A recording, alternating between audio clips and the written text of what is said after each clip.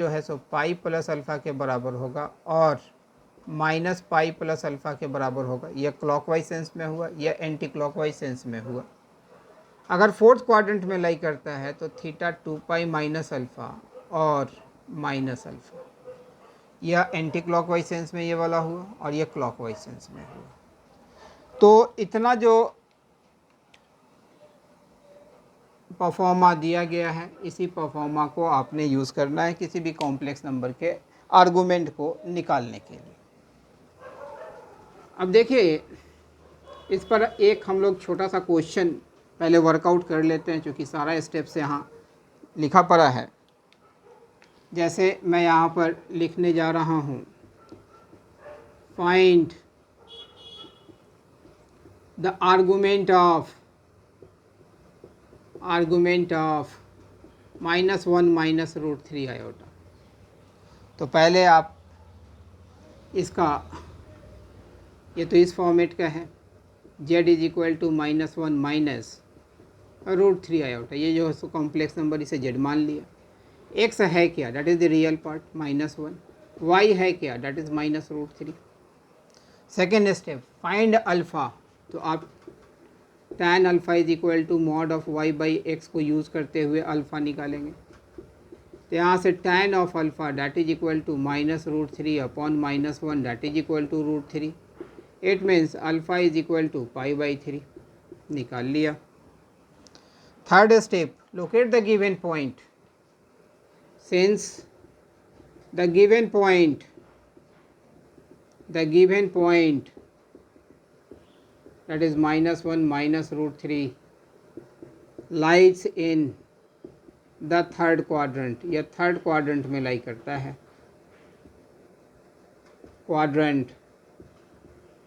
Third quadrant में लाई करेगा तो आर्गुमेंट ऑफ जेड को तो थीटा से ही डिनोट करते हैं। तो therefore theta is equal to, या तो यह पाई प्लस अल्फ़ा होगा या माइनस पाई प्लस अल्फ़ा होगा। तो पाई प्लस अल्फ़ा अगर करते हैं तो पाई प्लस पाई बाई 3 और minus pi plus pi by 3, अर्थात 4 पाई बाई 3 और माइनस 2 पाई बाई 3। आर्गुमेंट निकल चुका। अगर प्रिंसिपल वैल्यू को कंसिडरेशन में लेते हैं तो यह वैल्यू जो है सो आप लिखेंगे। ऐसे दोनों वैल्यू एक्सेप्टेबल वैल्यू है। तो हम समझते हैं कि यह बात आपके समझ में आ गई होगी। तो चलिए इस पार्ट को अब हम इरेज करते हैं और एक और पॉइंट इसमें मैं बताने जा रहा हूँ।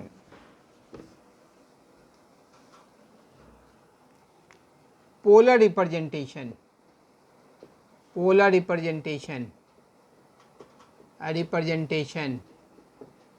Of z equals to x plus iota y।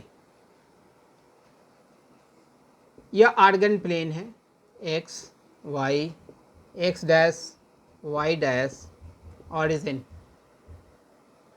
यह बेसिकली इस आर्गन प्लेन में इस पॉइंट को रिप्रेजेंट करता है।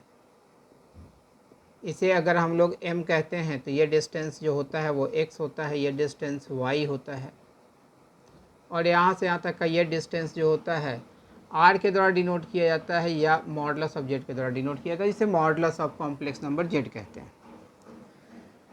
तो देखिए इस ट्रायंगल से यह आर्गुमेंट कहा जाता है, दैट इज़ थीटा। तो इस ट्रायंगल से हम लोग लिख सकते हैं x is equal to r cos theta और y is equal to r sine theta लिखा जा सकता है। थीटा है क्या, that is the argument. r क्या है, that is the modulus of z। तो जो कॉम्प्लेक्स नंबर दिया हुआ था z is equal to x plus iota y, तो x की जगह पर यह वैल्यू पुट कर दीजिए r cos of theta plus iota into r sine of theta. तो इसे लिख सकते हैं r whole into cos of theta plus iota sine theta. यही जो फॉर्मेट है यहाँ पर जो नज़र आ रहा है, इसे ही पोलर फॉर्म हम लोग कहते हैं। पोलर फॉर्म में किसी भी पॉइंट के कोऑर्डिनेट को r और थीटा के फॉर्मेट में रिप्रेजेंट करते हैं। तो यहाँ पर लिख रहे हैं हम लोग polar form of z equals to x plus iota y is r whole into cos of theta plus iota sine theta. तो देखिए यहाँ से, तो z x plus iota y या कार्टिजियन रिप्रेजेंटेशन कहा जाता है, कार्टिजियन फॉर्म कहते हैं इसे, कार्टिजियन फॉर्म। इसी का ये जो फॉर्म नज़र आ रहा है ऊपर में, इसे हम लोग बोलते हैं पोलर फॉर्म। इसे हम लोग पोलर फॉर्म कहते हैं।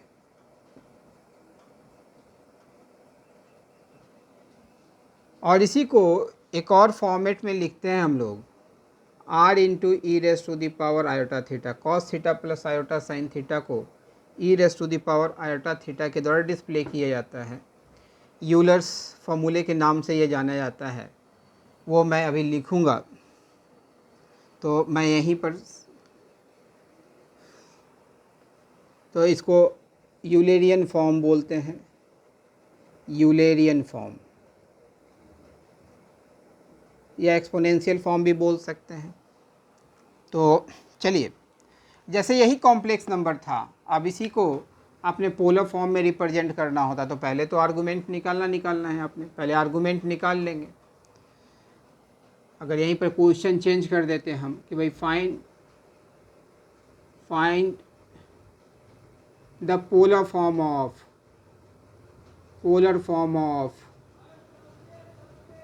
-1 माइनस रूट 3 आयोटा, तो पूरा आर्गूमेंट तो जैसे निकालना है, क्योंकि भाई पोलर फॉर्म निकालने के लिए आर्गूमेंट चाहिए और मॉड चाहिए, तो मॉड तो यहाँ निकाल लेंगे हम लोग, तो यहाँ मॉड निकाल लेते हैं। तो r is equal to under root -1 का स्क्वायर, साइड में ही निकाल देते ना,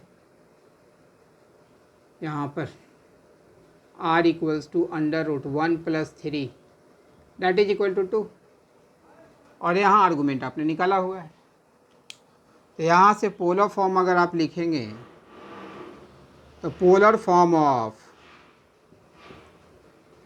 -1 माइनस रूट 3 आयोटा इज, तो r की वैल्यू क्या है भाई, 2 है, तो यहाँ पर 2 लिख दिया। थीटा की वैल्यू क्या है, 4π/3, तो यहाँ लिख दिया cos 4π/3 प्लस आयोटा साइन 4π/3। अगर आप इस वैल्यू को यूज करना चाहते हैं तो इस वैल्यू को यूज़ कर लीजिए, और 2 होल इंटू, यहाँ थीटा के जगह पर -2π/3 यूज़ कीजिएगा, तो cos ऑफ माइनस थीटा तो cos थीटा के बराबर ही होता है, तो cos ऑफ 2π/3। यहाँ पर -2π/3 यूज़ कीजिएगा तो sine of minus theta minus sine theta के बराबर होता है, तो माइनस आयोटा साइन 2π/3। आप दोनों में से कोई भी फॉर्म लिख सकते हैं, दोनों ही सही है। तो इस तरीके से हम लोग किसी भी कॉम्प्लेक्स नंबर को पोलर फॉर्म में रिप्रेजेंट करते हैं। तो चलिए इस पार्ट को अब इरेज करते हैं। और यहाँ जो मैंने कहा था कि भाई cos theta plus iota sine theta को e raise to the power iota theta के द्वारा हम डिस्प्ले करते हैं,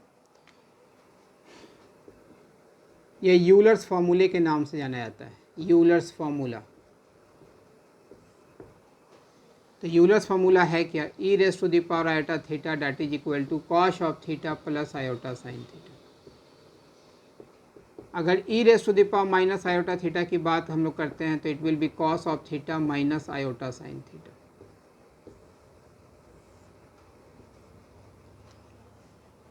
तो यहाँ तक की बातें तो आपके समझ में आ गई होंगी कि भाई पोलर फॉर्म में कैसे रिप्रेजेंट करते हैं, है ना।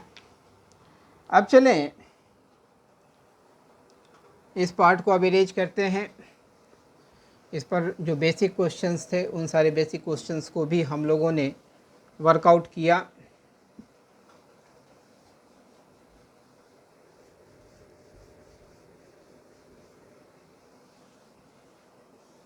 अब देखिए,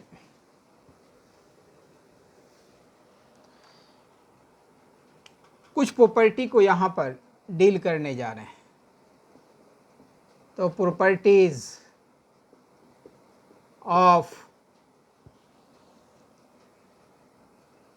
कॉन्जुगेट्स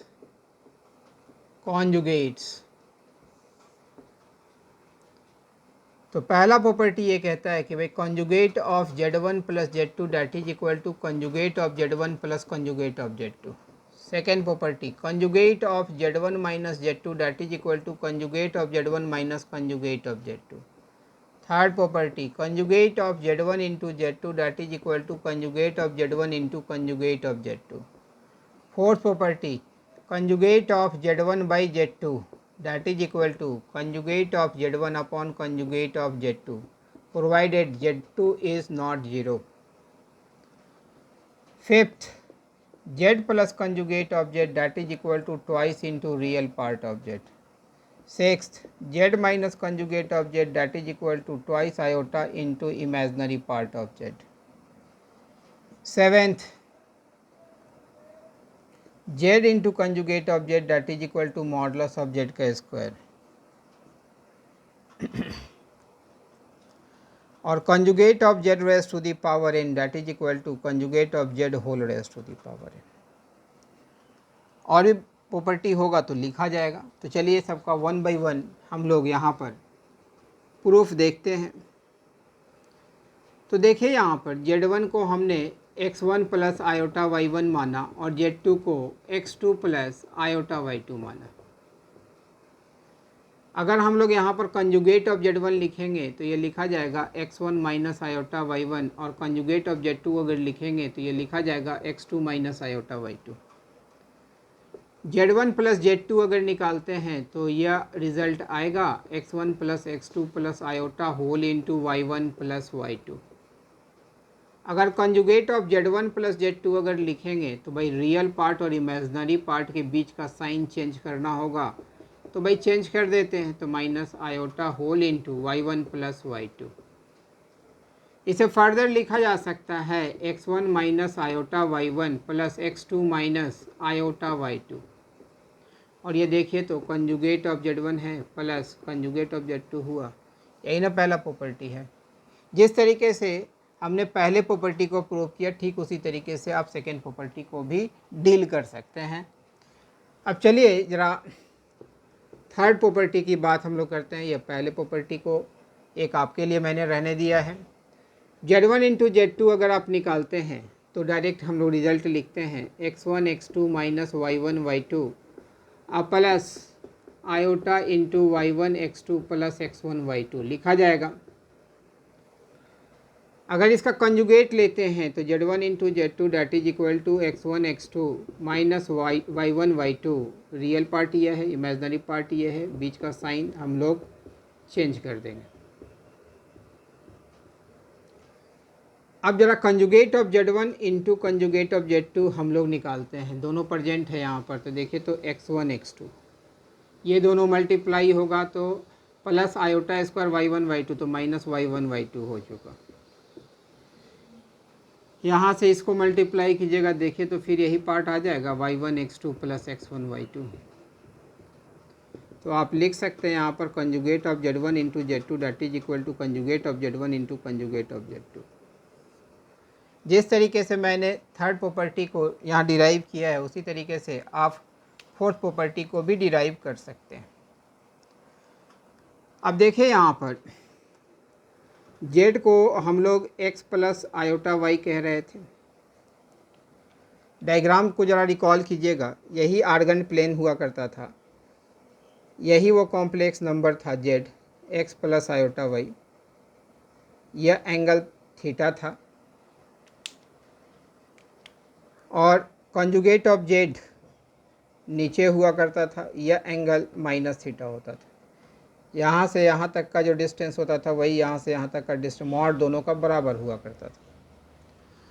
तो Z बराबर x प्लस आयोटा y कहेंगे तो इसी को हम लोग यूलेरियन फॉर्म में r into e raise to the power iota theta लिखेंगे।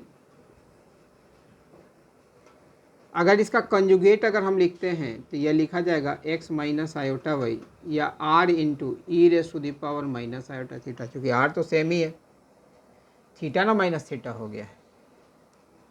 ज़रा देखिए यहाँ से Z plus conjugate of Z अगर निकालेंगे तो ये देखिए तो x plus iota y plus x minus iota y cancel out हो गया, ट्वाइस x आया तो twice into real part of Z नहीं लिखा जाएगा, तो वही चीज़ है ना। अगर Z minus conjugate of Z की बात करते हैं तो x plus iota y minus x plus iota y यहाँ से ये पार्ट कैंसिल हो जाएगा, तो ये आएगा 2 आयोटा वाई, अर्थात 2 iota into imaginary part of Z होगा।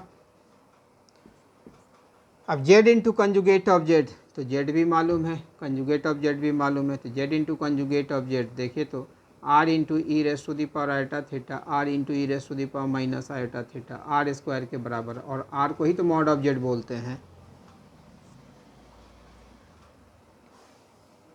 अब चलें इस पार्ट को इरेज करते हैं और एक नीचे जो प्रॉपर्टी लिखा पड़ा है उस प्रॉपर्टी का एक्सप्लेनेशन यहाँ पर देखते हैं। तो हमने कहा है अभी जस्ट जेड बराबर r into e raise to the power iota theta, और तो कंजुगेट ऑफ जेड जो होगा r into e raise to the power minus iota theta होगा। जरा z raise to the power n निकालेंगे तो देखिए तो r raise to the power n into e raise to the power iota n theta लिखा जाएगा। तो भाई conjugate of z raise to the power n अगर लिखेंगे तो ये लिखा जाएगा r raise to the power n e raise to the power minus iota n theta. आपको जस्ट मैंने बताया था कि भाई जेड ये था, कंजुगेट लिखते हैं तो भाई सब कुछ सेम रहता है, केवल थीटा माइनस थीटा से रिप्लेस हो जाता है, वही चीज़ यहाँ हुआ है। अब यहाँ देखिए conjugate of z whole raise to the power n, तो यहाँ से देखिए तो ये लिखा जाएगा r into e raise to the power minus iota theta raise to the power n, that is r raise to the power n e raise to the power minus iota n theta. इसका मतलब कि भाई conjugate of z raise to the power n is equal to conjugate of z whole raise to the power n होगा ना। तो ये 8 property आप यहाँ पर देख रहे हैं। तो चलिए आज के क्लास में मैंने कंजुगेट की प्रॉपर्टी तक मैंने आपको बताया था और कुछ बेसिक क्वेश्चंस मैंने बताए थे। ये बड़ा ही इंटरेस्टिंग टॉपिक है। तो चलिए अगले क्लास में इसके एडिशनल पार्ट को हम लोग स्टडी करेंगे।